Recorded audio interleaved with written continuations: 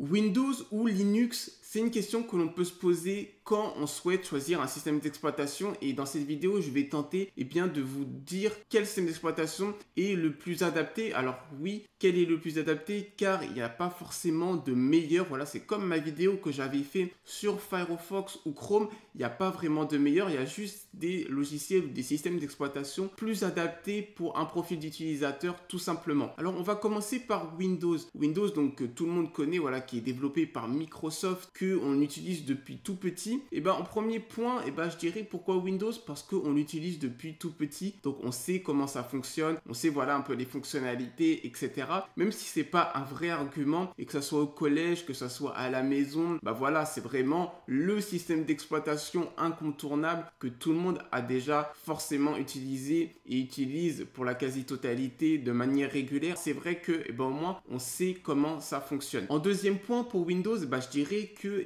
c'est au niveau de la compatibilité.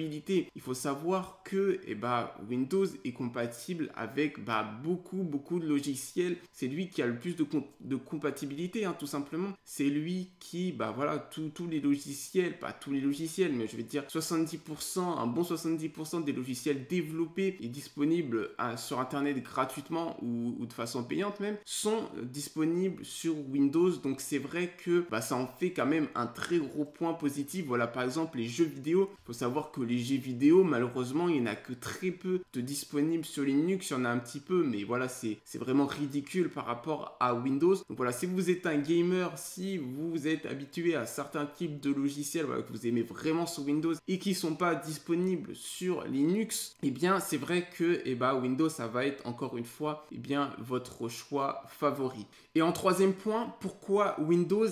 C'est que au fur et à mesure du temps, il faut bien avouer que Windows a acquis un sacré système d'exploitation. Je veux dire, il est performant, il est optimisé. C'était pas forcément le cas pour les autres systèmes d'exploitation antérieurs de Windows. Je pense notamment à Windows Vista, voilà, qui a vraiment été une amélioration, mais une amélioration truffée de bugs. Donc c'est vrai que Windows n'a pas toujours été au top, mais il faut bien avouer qu'avec sa nouvelle version Windows 10, c'est vraiment un système d'exploitation optimisé qui tourne bien, peut potentiellement tourner plutôt pas trop mal sur des PC assez anciens. Attention quand même à avoir un minimum au niveau configuration pour installer Windows 10 et pouvoir profiter de Windows 10 et utiliser Windows 10 de façon fluide. Il faut savoir que Windows développe des fonctionnalités de plus en plus, ils sont de plus en plus à la pointe. Encore une fois, ça n'a pas été toujours le cas, mais voilà, il s'améliore, il développe des nouvelles technologies assez sympas, il est fluide, il est performant, donc voilà, on peut pas lui enlever ça. C'est vrai que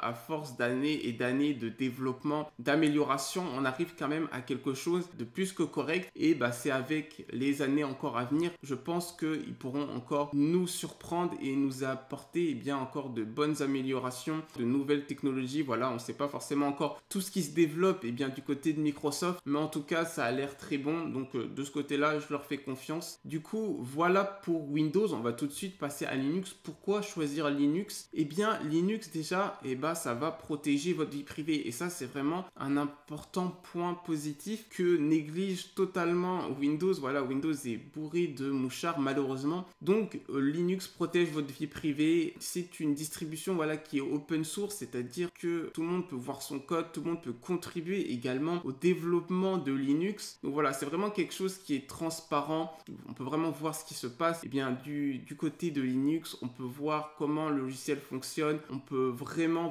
protéger notre vie privée. Aucune statistique, ou alors sans qu'on ait donné notre accord, ne sera envoyée. Par exemple, aucune activité ne sera enregistrée, etc. Donc vraiment, si on se soucie un minimum de sa vie privée, c'est quelque chose qu'il faut utiliser, c'est Linux qu'il faut utiliser. En deuxième point positif pour Linux, c'est tout simplement qu'on peut l'installer sur des ordinateurs très anciens. Voilà, vous avez peut-être une machine pas très puissante au fin fond de votre placard, c'est vrai que on va pas forcément installer Windows 10, loin de là, on va installer un Linux. Donc il y a plein de distributions de Linux, contrairement à Windows. Bon là il y en a quelques-unes de Windows Professional, Ultimate, etc. Mais sur Linux, il y en a beaucoup, il y a des variantes. Il y a CentOS, il y a Ubuntu, Fedora, Debian, voilà, on peut en citer beaucoup. Et c'est vrai que chacune a sa particularité. Il y en a qui vont vraiment être axées à l'utilisation de ressources au minimum, donc ça va être adapté pour les PC qui n'ont pas beaucoup de puissance. Il y en a d'autres qui vont être axés simplicité, il y en a d'autres qui vont être axés anonymat. Voilà, il y en a vraiment pour tous les goûts et ça c'est vrai que c'est assez sympa. Donc voilà, ça demande globalement beaucoup moins de ressources. Donc voilà, ça c'est quand même un point positif à noter. On peut l'utiliser sur quasi n'importe quelle machine et ça c'est assez appréciable. Et en troisième point pour Linux, eh bien il faut noter c'est la sécurité. Voilà, c'est vrai que Linux, il y a très peu de virus disponibles sur